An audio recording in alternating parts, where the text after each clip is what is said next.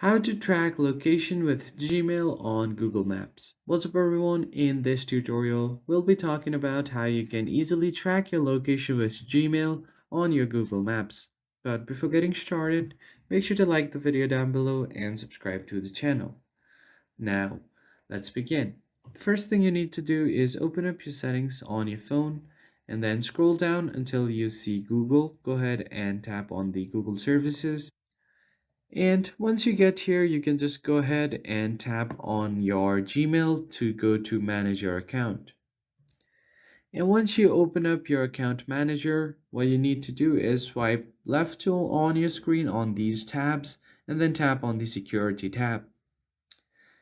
Now what you're going to do is scroll down a bit until you see this option right here, your devices, and here you can just tap on find a lost device. Just tap on it and you'll be redirected to another phone.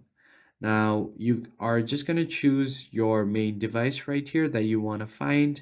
Just tap on it. And then once you have done that, tap on this phone. Now you'll just have to verify with your fingerprint or your PIN code. Then choose a device that you want to find your location of. And once this is connected, you will be able to see the location of your device.